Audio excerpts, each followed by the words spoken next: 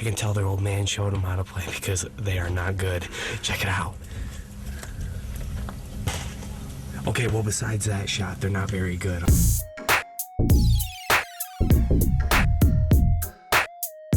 We continue our look through the year that was 2006 for total nonstop action. And you know what? The wrestling there may have gotten a little sexier, but was the destination any X-ier? Let's find out as we explore Destination X 2006 from March 12th at the Impact Zone in Orlando, Florida. Now, after the events of Against All Odds, the biggest story by far at this point is, Jeff Jarrett no longer the NWA World's Heavyweight Champion, but he still seems to have something on Jackie Gata after she threatened to bring the whole enterprise down. Turns out Planet Jarrett did a little switcheroo and now have dirt on her, forcing her to be subservient to every whim of Jarrett and his evil band of misfits. Now, we could be using this time to focus on building the brand around our new world champion in Christian Cage, but we're not going to for now, and instead go back to talking about Jeff Jarrett and Sting. So as we talked about in Against All Odds, Eric Young was feeling very paranoid, feeling that Sting was not in fact retired from wrestling. And it was getting to the point in storyline where Jeff Jarrett was getting very annoyed by EY's paranoia and says, okay, fine, to prove you wrong and to shut you up, we're going to send Alex Shelley, the man with the camera. We're going to send him on a plane to where Sting lives in his hometown. You're going to follow him around. You're going to film him doing his everyday things with his family, and you're going to prove that he has in fact quit and isn't coming back to wrestling. And so Shelley kind of begrudgingly goes over, follows Sting, family man, around like his day-to-day jobs and his home and errands and everything. So Sting, clearly he's not getting ready to wrestle because he's going around getting groceries and doing pickups and whatever. So, Jarrett's like, okay, are you happy now seeing this? And Eric, for whatever reason, still not convinced by this. So Jarrett's like, okay, we're going to try it again because of all the people I have to prove to that Sting is gone, it's this guy in Team Canada, this like fourth or fifth stringer in the group. So we send Alex Shelley back out to Sting's place, back to his hometown to follow him around again. But this time, Sting is onto it. He snaps and he turns on Shelley. He's tired of him following him around. And he says that at Destination X, Sting won't be coming back, but Steve Borden will. So the whole story here is that Jeff Jarrett, by not leaving the matter alone and by desperately trying to assuage the worries of a deeply paranoid undercard individual, forced Sting, drove him to the point of anger that he is coming back and going back on what he said that he was going to retire. So if Jarrett had done nothing, then the whole timeline of wrestling as we know it would be very different in kayfabe. But man, what a monumentally stupid heel Jeff Jarrett is. I mean, it's the kind of thing that makes you not able to take him seriously, honestly. But it did give us a great moment where after the video, it cuts back to the heels watching and everyone's just stunned. James Storm is just pouring a beer on himself because he's so flabbergasted. Everyone looks shocked, everyone except for Jackie Gata, who is feeling very happy about this turn of events. And, Scott D'Amore keeps saying, oh, we're screwed. But Jarrett, that sneaky Double J, he's got a plan. He's got a friend on speed dial who's going to counteract the return of Steve Borden, a former world champion no less. Who could it be? Who, I say? Huh? The show begins in a very interesting manner. It is a short film by Fritz Fellini called Stung, and this is one of the pseudonyms of Dave Sahadi, who was formerly a promo guy for the WWF, went on to TNA and do many of the same stuff there, and he is really brilliant. I've talked about his work before in these TNA reviews, and he's done the short film, like the weird art style with the pseudonym of Fellini before for the WWF, in fact, so it's kind of a nice callback to that. So this film opens up, it's black and white, noir style, this funny looking guy in a suit and a funny walk and a big top hat walking down this alley, and he turns out he's wearing a Sting mask, and he puts down this monitor in this alley and he turns it on, and all these wrestling highlights as the guy in the mask kind of mocks and mimics a lot of the poses of the wrestlers he sees there, and it talks about the big matches coming up like the NWA World Heavy Championship, and talks about how a legend retires but a man returns, and then the guy in the Sting mask is all spooked, he takes the mask off and we see it's Eric Young, who keeps saying to himself, I knew it, as the film cuts to black. Well, the strangeness of it being EY aside, I mean, from a storyline perspective, it makes sense, but also from kayfabe, it's like, how are you going to explain this to your buddies in Team Canada that you were a part of this video? Anyway, I thought it was, a very well done. It's out there, it's alternative, but it's a fun open for sure. Roughly 30,000 buys for this one, down a little bit from the previous month at Against All Odds. 900 folks, again, packing the impact zone. Your opening match sees Alex Shelley, the man with the cam, taking on another youngster in the X Division in Jay Lethal. They mentioned on the pre-show that Jarrett told Shelley and Eric Young, you guys have to find Steve Borden tonight before he shows up. Well, why the fuck is it on them all the time? You know, he'll show up or he won't.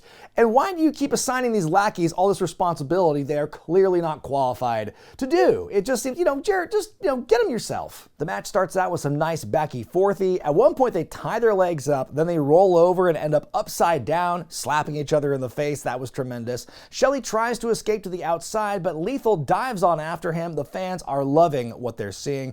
Big ol' enziguri by Shelley, keeping him on top for a minute, but Lethal comes back after a quick sequence, the neck breaker into a Northern Lights. They're fighting up top, Shelley coming down with a super reverse atomic drop. Lethal goes for another hold, but Alex runs into the ropes. Lethal complains to the ref about it, but Shelley takes advantage and hits the sliced bread number 2 to win. I'm going to give it 2.5 stars out of 5. I think the match was just in the middle for me. It was like fine and exciting, reliable X Division action that we've seen before with some fun moments, but wasn't much else to that matchup. It was mostly designed to get Alex Shelley over in the course of the storyline we're telling tonight, which we'll get back to him in a bit. Mike Tenay and Don West on the call here, and Mountain Dew discussed the return of Steve Borden, how Jarrett's insistence to send Shelley to harass Sting drove him to come back. If only Jarrett had left well enough alone. And I did want to mention, by the way, the storyline here of, Shelley going to Sting's, place of residence and following him and everything. I thought that was a really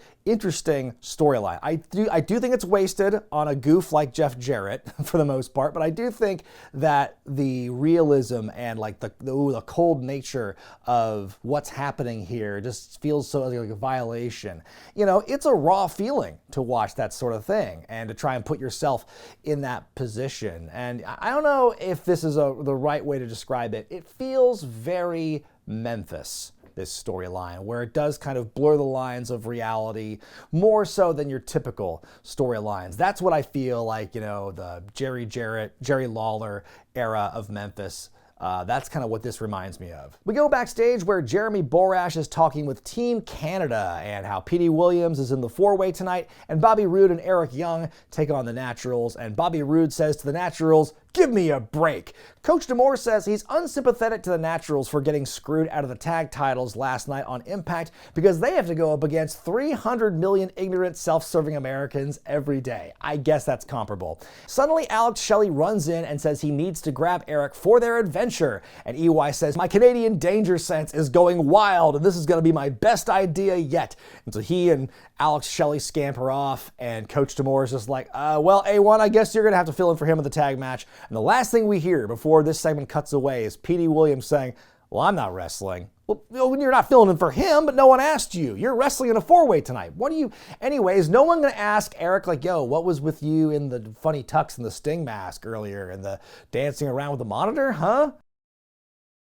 Coming up next, Lance Hoyt taking on Maverick Matt Bentley, the only Maverick in wrestling that I recognize. Recently on Impact, we've been seeing a bit more of a cocky, arrogant Matt Bentley, a bit more of an attitude in the backstage segment we saw with him. And then on their syndicated show, Explosion, we saw Bentley laying out Hoyt, busting him open. No more Bentley bounce. Now he has changed his name. He is Maverick Matt. He comes out wearing leather chaps now, and it gets him an HBK chant, which is fair because boy, he sure has that look right now about him with the chaps and late 2002 Shawn Michaels return haircut kind of look for him. It is a warranted HBK chant, but I would be lying if I said that he wasn't more interesting as a heel than he was as a face just like a couple of months ago. Maverick Matt is bumping his ass off for Hoyt, lands right near the front row where some of the St. Louis Cardinals are sitting. Tracy with a distraction on the apron, but it doesn't pay off for the Maverick. He does hit a low blow on onto Lance, then a middle rope neckbreaker.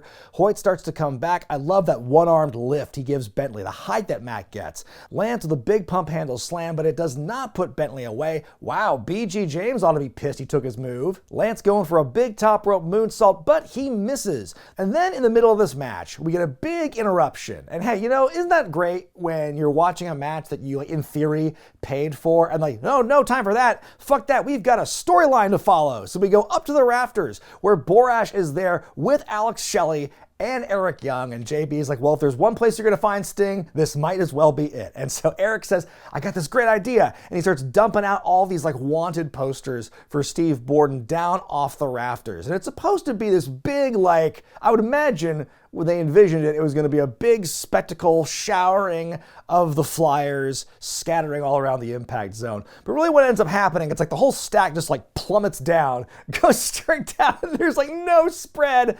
Half the crowd is chanting over here, and I think this was supposed to impact the finish too, there was supposed to be paper fly into the ring, because what Tracy now has to do is get down off the apron, run off camera to wherever the announcers are, the entranceway, to get a piece of paper and bring it up to the apron to bring it to Matt Bentley's attention. And they're like, whoa, what's this? I have nothing to do with this. Whatever. Hoyt takes advantage of the distraction of their own design and hits the boot to win. I give it 2 stars out of 5. I think that Bentley did a great job bumping and selling for Hoyt. I think that when you have a heel turn like that, one of the worst things you could do is have him lose one of his first big matches. And unfortunately, that's what happened.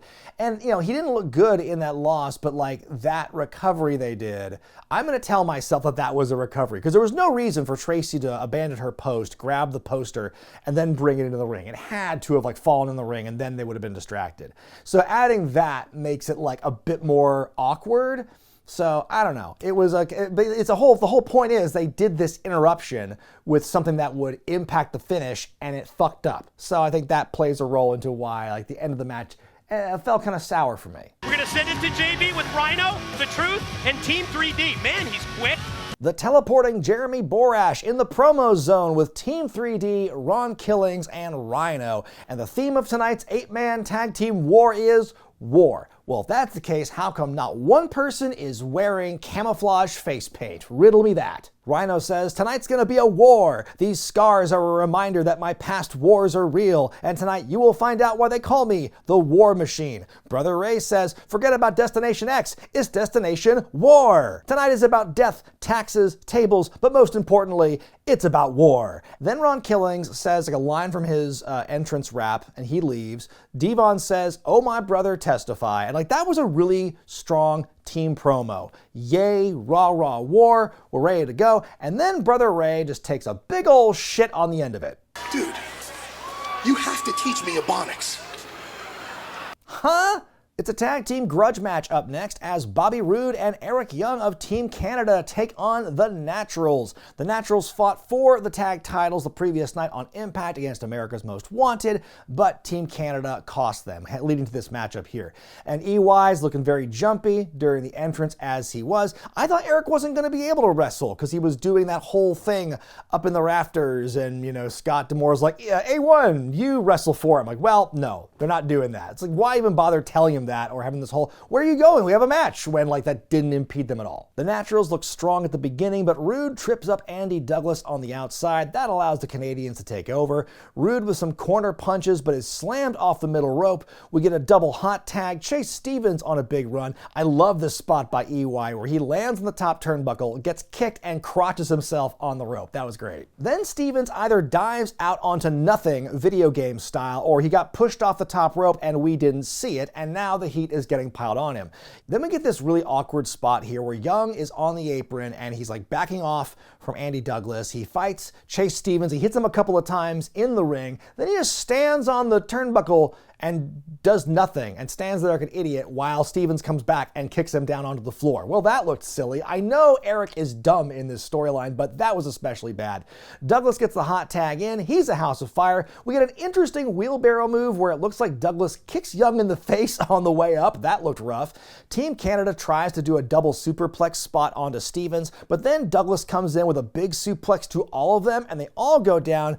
which is what would have happened to all three of them regardless had Andy Douglas not interjected. I'm guessing D'Amore is distracting the referee here because we get a hockey stick shot to Douglas and Rude gets the cover for the win. I'm going to give it 2 stars out of 5. There is a lot about this match that I did not like. Some of it had to do with just like the spots they chose to do, and others had to do with like bad camera work, like not following the action the way it's meant to be followed. I feel like we're missing a lot of key points in this. So I mean, that overall kind of brings the match rating down for me. Overall, the story was enjoyable, but there were a couple of just moments that were just like they're waiting a bit too long to do this. It just doesn't make any sense. It kind of takes me out of it. JB is in the promo zone with Monty Brown. He says it's the biggest match of his career, and he tells Christian Cage that the alpha male will get respect by taking it. He calls Cage the flavor of the minute and the flavor of the month. He refers to himself as the flavor of the millennium and the future, which you can hear a big pop from the crowd at that. He also has a great line where he says, "You could cover me in doorknobs and you still couldn't get a handle on the alpha male." Fucking great line. He's about to say the name of his finisher when Larry Zbyszko from the championship committee interrupts. He says the playing field will be leveled in the main event tonight because Earl Hebner will be the referee, and Brown swats Larry's hand away, says he doesn't care about any of that or the championship committee, and he says the playing field will be leveled by the Pounds. In the latest in the battle between the James Gang and Konnan's Latin American Exchange, it turns out that these big, nasty, mean fighters representing, the Latin American community and everything, they hate Whitey and all that, boy, they are scared of a 66-year-old man in high sweatpants who just had knee surgery. Maybe Apollo was the secret sauce after all, because they were clearly able to take Bullet Bob Armstrong out on their own 3-1 not long ago, but now that he's back and he's got 2 healthy knees, you better watch out. I do think it's very silly that like a promotion that prides itself and like brands itself on being very forward thinking, very much looking into the future. Now we're going to book this situation where like these wrestlers who are mostly in their prime are begging off of this 60-something-year-old man. But that isn't exactly fair because it's not like Bob Armstrong just hadn't wrestled up to that point. He stayed relatively active into his very late years. And it's not the first time we'd seen wrestlers in their 60s still wrestling, and it wouldn't be the last, goodness knows either. So I'm not saying it's like, oh, boo, how dare you do this, but it's just funny when you look at what else they are trying to promote and say, these are the future, this is the threats and everything. And then also, like, Bullet Bob Armstrong is chasing Konnan and Machete and Homicide away. How? So our next match, we'll see Kip and BG James teaming up with BG's pappy, Bullet Bob Armstrong, as they take on Konnan, Machete, and Homicide. So Konnan says his piece on the mic, and then the Jameses and Bullet Bob come out, and on commentary, they bring up, the shape that Armstrong is in right now, and TNA goes, I hope I look that good at 66, and then Don West says, I hope to make it to 66, and then I look at his Wikipedia page, and I saw he was 59 when he died, which is sad. BG James says, no catchphrases tonight. Tonight is fight night, and what you boys did was piss off the tribal elder, but when the elder ain't happy, ain't nobody happy. And as I chuckle to myself trying to consider Bullet Bob Armstrong as like a leader of the bloodline, for instance, then BG wraps it up with a line where I'm like, is this racist? Blood runs thicker than mud, you punk bitches! As the match begins, TNA points out that the boots that Bob is wearing are more than 30 years old, older than half the TNA roster. Again, proving my point about the weirdness of this angle. BG throws Homicide into the ring. He takes a cheap shot from Machete, which opens him up to the big back elbow from Homicide. Referee is distracted, which allows LAX to triple team BG for a bit. They even do it in front of the referee for a second too. BG takes a lot of offense from LAX, a double down, then Kip and Machete tag in. There's some fighting going on the outside, and it's all right in front of the announce team, and they're distracted to the point they can't even call the bigger moment that's happening in the ring, where Bob Armstrong and Konnan are facing off. Bob ducks a slapjack shot, chases Konnan out of the ring. He starts to beat him up on the announce desk, and commentary is like, hell yeah, get you some! Homicide has a chair and evil intentions, but Armstrong grabs it. BG kicks the chair up, and the way it smacks Homicide is so great. Machete is all by himself. He takes the one and only and the pin for the Jameses and the Armstrong to win. I give it 1.5 stars out of 5. Give Konnan the Academy Award for the job he did in selling for Bullet Bob and making him look good. I mean, I'm not saying that Armstrong shouldn't have been out there at all. Like, he was good in his small doses, but again, this storyline just makes me laugh so much. And, again, good win for the James gang. They have just mollywomped LAX ever since, they first debuted. So we'll see if there is a blow-off to this. I don't know, Machete, I don't think he's much longer for this group before he gets phased out and replaced with Hernandez. But, it's been a fun run while it lasted, I guess. JB is along for the ride with EY and AS, who are in pursuit of SB. Eric does a barrel roll into the restroom where there's a black bag and a bat. Oh, maybe Sting's in the stall. EY's waiting there with the bat. He tells Sting to come out. The toilet flushes. The door opens and it's AJ Styles. Get ready to shit. He is. And then Eric goes, where's Sting? Is he in there with you? His delivery on that was so incredible. It's just like talking to AJ as he's coming out of a bathroom stall. And so AJ then counters by looking at him and goes, 2 guys in a bathroom together, that's gay. And then he tells Shelley that camera work you're doing is gonna get you hurt. Oh man, this is a funny bit. I liked this. The misadventures of Shelley and EY as they look for Sting has been pretty funny.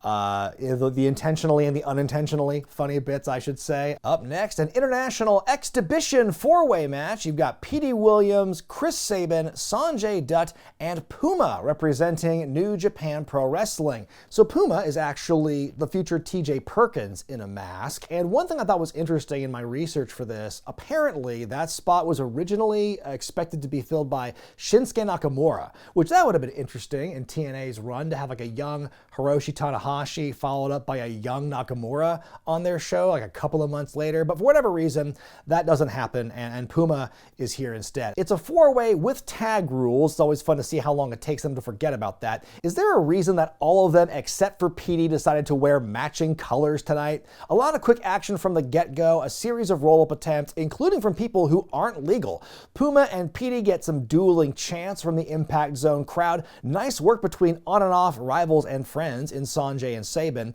Williams doing the Oh Canada salute to Sabin's groin. The crowd loves that too and sings along. Beautiful Hurricane Rana from Williams to Sabin to the outside. Puma with his first real impressive thing all match, diving onto the 2 of them. We get some rope theatrics. We get 3 guys on the outside, and before you know it, Sonjay with a top rope moonsault onto everyone else. Everyone's trading big offense. Williams gets the sharpshooter locked in on Puma, but Dutt breaks it up. Petey goes for the destroyer, but Sonjay countering it in a huge way. The action really kicks up another notch here. Puma's thrown out. Petey hits the Canadian destroyer on Sonjay. A cradle shock attempt is thwarted at first. Puma takes out Petey. Then Sabin hits the cradle shock on Puma to win. They got a big "that was awesome" chant that went on for a long while after the thing cut away and went to the next promo. I'm going to give it 3.5 stars out of 5. I do think it was a very fun last 5 minutes of the match. Once they got into that like extra gear at the tail end, that was nonstop action in totality. It was very exciting. And, but I will say that for the first part of the match, I wasn't exactly feeling it. But again, they really got me by the end. Puma became more of a force. All 4 guys felt like they were really hitting a stride. There was a flow there that I appreciated. And the tail end of the match blew me away for certain. Jeremy Borash in the promo zone with Team Heel for tonight's 8-man tag team war. It's Jeff Jarrett, Abyss, and America's Most Wanted. Sin Min James Mitchell opens up by saying, "We've gathered the finest soldiers in TNA. Abyss has enlisted into Jeff Jarrett's army, and they're going to keep the infidels out so they can hold on to what is rightfully theirs." And he says, "Sometimes in war, you need to bring out the weapons of mass destruction, and we are going to turn the Impact Zone into a slaughterhouse." Great verbiage by Mitchell there. As Jarrett's about to start talking, suddenly in come Bulk and Skull, Alex Shelley and Eric Young. "Hey, weren't you just wrestling a minute ago?" He says they looked high and low, but couldn't find Sting, so Jarrett's got a message for the Stinger. He's about to go out there and wrestle. Hey, I've got a target on my back. Ho ho, if you want me, come and get me. Up next, an 8-man tag team war as Jeff Jarrett, Abyss, and AMW take on Ron Killings, Rhino, and Team 3D, aka throw everyone into a match because we got nothing for any of them. And let's just kill some time with this bad boy. Jackie Gata is out there with the heels. Like I said, she is forced to align with Jeff Jarrett and company because they got the dirt on her. Gail Kim looking very pleased seeing Jackie suffer so. Why is Truth wearing a TNA shirt? Why not a Ron Killing shirt, I wonder? Things immediately break out into a multi-pronged brawl across the Impact Zone. Rhino and Abyss call back the finish of their match last month. Rhino goes for that big shoulder check but is cut off. Truth fights Jarrett. Rhino dinks Abyss with a steel chair multiple times. Jarrett lurks behind Truth for the longest time with a chair, only for Jarrett to just hit him in the gut with it when he finally turns around. Felt like a wasted opportunity. James Storm is a sitting duck for a doomsday device, but James Mitchell's cane comes into play to save the day. Devon takes some punishment for a while, but he makes a hot tag to Brother Ray. He goes on a little run. He tags in Rhino, who hits a double Gorner on AMW. Rhino with a big press slam to Jarrett. He sets up for the gore, but then Gail Kim runs in and gets between them. She slaps Rhino. He goes to pile drive her, but Abyss boots him. Rhino finally gets the tag to Killings, the first real in-ring time he's had all match. He's all over the heels as the fans chant, "What's up?" Sin Min passing the guitar to Jarrett in the ring. He goes to El Kabong Truth, but he misses. Rhino with a gore to Double J. We get a big tumble to the outside with Rhino and Abyss. Team 3D and Jackie Gata working together to get a stereo "Was Up," but Abyss comes back in. He goes to chokeslam Jackie, but Team 3D with the save and a 3D. Nice hype by Abyss.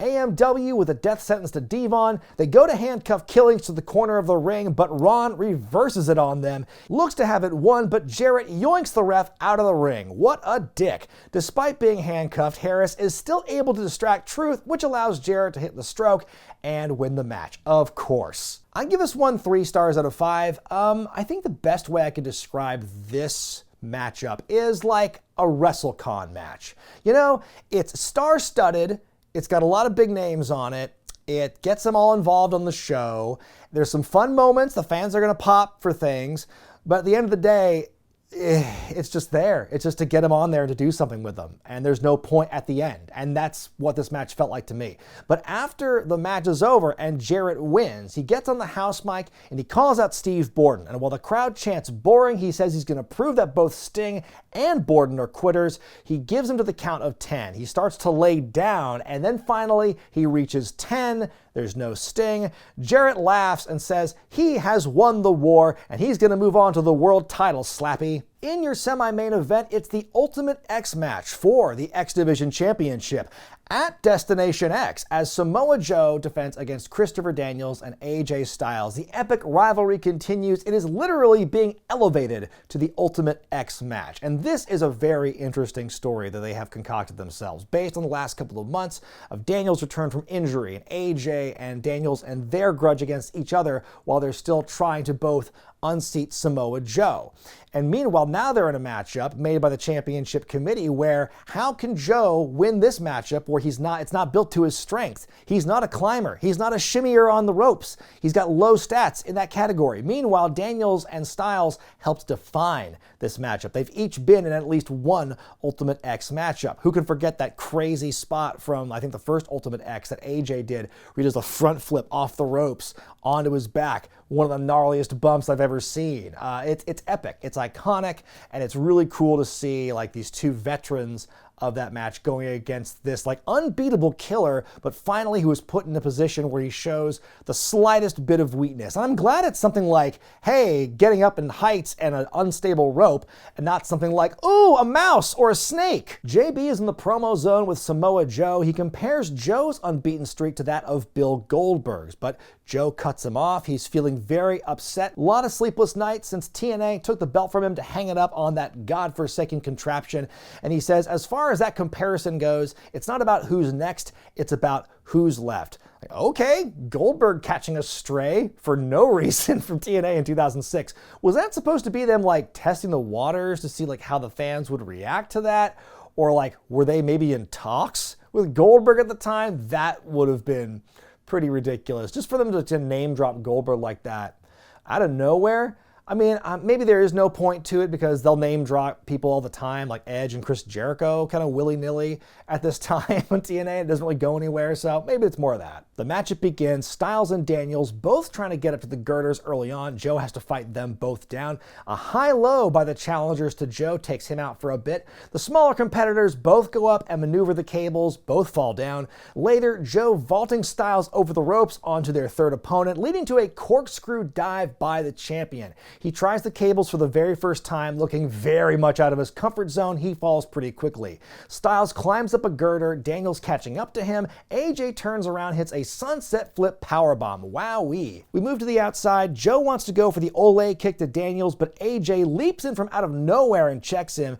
Daniels stops Joe from hitting the muscle buster onto AJ. AJ stops Joe from choking out Daniels. They hit Joe with a double muscle buster. Styles and Daniels work each other over. AJ is close to getting the belt, but Joe smacks him with a chair. Daniels kicks the chair into Joe and takes him down. Now Daniels climbs the cables. He grabs the belt, comes down with it, and wins the match to regain the championship. Then after the match, we get sportsmanship and a handshake by Daniels and Styles, while Joe throws a fit over losing the title without being pinned or made to submit. 4 stars out of 5 for me here. You really can't go wrong with these 3 individuals, even if the story is like Joe is handicapped. I think they did a really good job playing that weakness into it and showing that, he does have some chips in his armor and he's not, he's unbeaten but not unbeatable. And it is a good way to protect him in losing the belt. He doesn't have to get pinned. He gets to stay unbeaten for a while longer. And so it's really, it doesn't hurt him any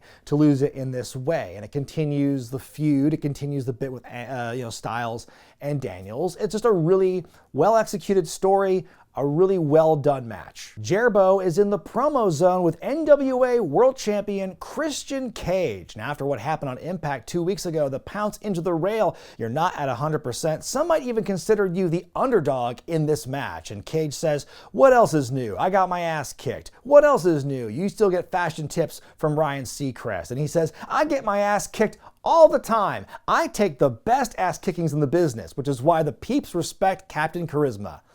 I don't know if I would have said that last sentence. And he says, you think people should respect you, Monty, because you're a former NFL star, a world-class athlete? That doesn't mean anything here. You say it's your Serengeti. This is the peep zone, you silly bitch. And after tonight, you're going to find out that your record in NWA title matches is the same as your record in Super Bowl games. And then you hear one guy in the crowd going, ooh, before Cage wraps it up and says, winless. Because that's how I roll. Yeah, I don't know if I would have liked that line, like, I'm so good at getting my ass kicked, and that's why I'm the champion. In your main event for the NWA World Title, Christian Cage defends that belt for the first time against the alpha male Monty Brown. Of course, last month, Christian won the big one and became the new world champion. It's funny, he and Edge became champions within like a 2 or 3 month period in 2006. Really crazy time to be a fan of ENC back in the day. Of course, the story going into this matchup is that, that night at Against All Odds, Jarrett promised Monty Brown a title match should he win. Well, Jarrett didn't win, but Monty Brown is still like, actually, I should be the #1 contender anyway. And so here we are. And like the biggest thing they'd have in the build for this matchup is a promo off where Christian asks Monty Brown, what's the capital of Thailand? Bangkok. Boom. He just backhands him in the balls, and that's how they start fighting.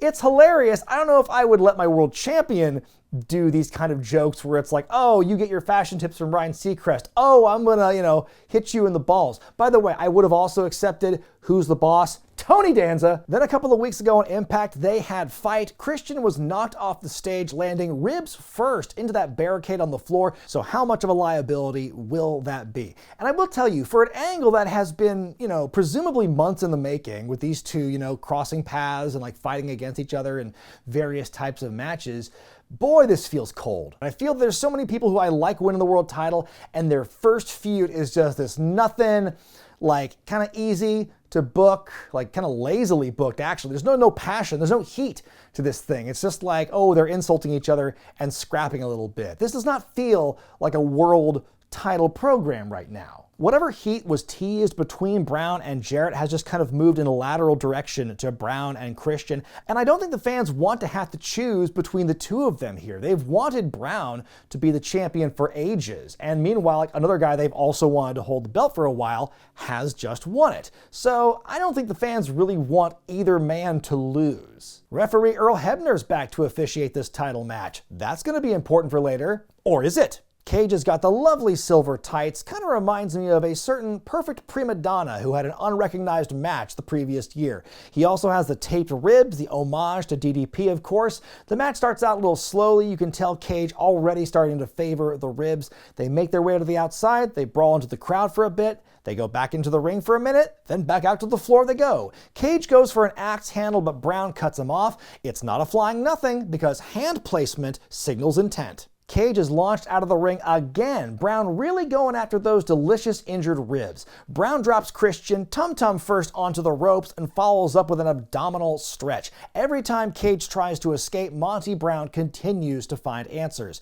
Cage finally gets some distance after a DDT, gives him a chance to start making his comeback. Sister Christian misses the frog splash, gets draped over a top turnbuckle, and every body blow Christian takes, you can hear him screaming in pain. He fights out with some headbutts, hits a top rope senton. The unprettier attempt countered into the alpha bomb. Wow, wow, wow, I really liked that. Brown hits what could best be called the F5, still not enough to put Christian away. Christian ducks a clothesline, hits the unprettier. Christian wins and retains the world title. Well, he certainly did, and Christian gets a nice golf clap reception for his first defense. I give it 2.5 stars out of 5. This match was kind of disappointing to me. I think Christian gave way too much in that matchup. I think it was like a competently done match, fine, but it just felt really dull, and I felt that Christian just sold way, way, way more than he should have. Not to say that he shouldn't have sold, because obviously the ribs are an issue, but I felt that there was just, it was a bit too much. You know, I felt there needs to be a better balance. This match just felt like it was received like it didn't have a whole lot of heat to it, because when I was watching it, it still doesn't feel like it does. Also, I just find it weird that now twice in 2 months in a row, main events, they've drawn attention to the fact that, hey, Earl Hebner's the referee. Ooh, you don't know what's going to happen when Hebner's the referee, and then nothing happens. And like, something tells me they're setting something up, like they're giving you the false sense of security for that reason, but every time they do that and they bring, oh, Earl Hebner's the referee, oh, controversy, and like they're making you focus on that, and then when it doesn't happen, it's like, ugh. Suddenly out comes Jeff Jarrett with a guitar, and he came out to prove 3 things, and he's already done 2 of them. He won the war. Hey, hey, he proved Sting was a quitter. Ho, ho. And now he's going to reclaim that world title. He says he's going to make Christian a transitional champion, just like his brother was up north, and he wants that rematch for the title right now. And Christian, trying to respond, you got to give him credit. He's a little blown up from this matchup, so he tries to say, I just got done beating Monty Brown's ass, but he says instead, After I just finished whipping Monty's ass, bruh, Monty ass. Cage says no title match, but he'll beat him up now for free. Suddenly we get a 2-on-1 beatdown by the heels. Cage tries to fight Jarrett and Brown off, but then Abyss comes in as well. But then comes in Rhino. Then comes Team Canada, AMW, Alex Shelley. It's a heel fest as Christian and Rhino get beaten down. There's a big "We Want Sting" chant from the crowd as Chris Harris handcuffs Christian to the ropes. The baddies all take turns whipping the hell out of Cage with a belt. Then, finally, in comes the man called Steve. Steve Borden makes his way down to the ring. Sting sans face paint. He comes in and cleans house, single-handedly beating up all the baddies, scares away EY. He has one of the photogs on the outside just give him the belt from earlier, which is great. Now it is Sting's turn. He whips Jarrett with the belt. He puts him in the Scorpion Deathlock. Jarrett's tapping like crazy. But wait, SCOTT STEINER has just arrived. This is the backup that Jarrett has promised. Big Papa Pumps arrived in TNA. Internet wrestling humor will never be the same again. Then the insane number of heels all take turns beating up Sting as the fans chant Goldberg for some reason. Steiner recliner on Steve Borden. Jarrett's got a free shot. He El Kabongs Sting from a seated position, which looks kind of funny. The heels stand tall as the show goes off the air. Well, the main event match itself, I thought was just kind of bland, not that great, but the angle we got after it, I think makes up for it, because that is a really big cliffhanger to end on. Sting does come back, but now Scott Steiner is here as well. He was a free agent for a couple of years before this. He worked at the independents between like his time in WWE and coming to TNA. And yeah, this is the beginning of what's going to be a long and very entertaining run for Big Papa Pump going forward. It does certainly shift the balance of power between like heels and faces even more absurdly to the heels, more than it already was. So we'll just have to see, where this comes from here. How will the man called Steve react? How are we going to get to this next point? Yeah, I think it was a good way to end the show, but the match that got us there was not fun. My grade for Destination X 2006 is a C-. It is a bit of a drop in quality from the last couple of TNA shows I've reviewed, but they can't all be perfect. This is a building pay-per-view. This is a downbeat, Empire Strikes Back style of pay-per-view ending, at least, that will hopefully set things up for better things down the road. I do feel a lot of the undercard on this show was just so thrown together, did not need to be there. Why even bother having Alex Shelley and Eric Young wrestle in matches tonight? Just have them gallivant around the rafters in the hallways looking for Sting all night. That would have been fine. Yeah, some of these matches just didn't feel like they had good build to it. There are some matches worth rewatching. Certainly the 4-way and the Ultimate X match are great. The main event, really disappointing. Like, again, as someone who is a peep, someone who's a fan of Captain Charisma's and who wanted that for him so bad, to see his first salvo as a world champion be this kind of disappointing thing, and also for it to be in the back seat to the clearly larger storyline of Sting and Jarrett is also kind of an affront to those who are watching week by week and seeing these characters here every week. But what did you think of Destination X06? And what were your favorite matches and moments? How about the debut of Scott Steiner? I want to hear about all that in the comment section below. Be sure to give this video a thumbs up if you like it. Subscribe to Wrestling with Regret. Hit that bell icon to get all the notifications. Next week here on the channel, we are doing yet another classic pay-per-view review. But of course, this being the month of March, we got to cover classic WrestleManias. And this next one is going to be the last super old Mania that I've never ever watched all the way through, never reviewed until now. WrestleMania 8. Think about it. The main event that everyone's wanted to see. Hulk Hogan versus Ric Flair for the championship.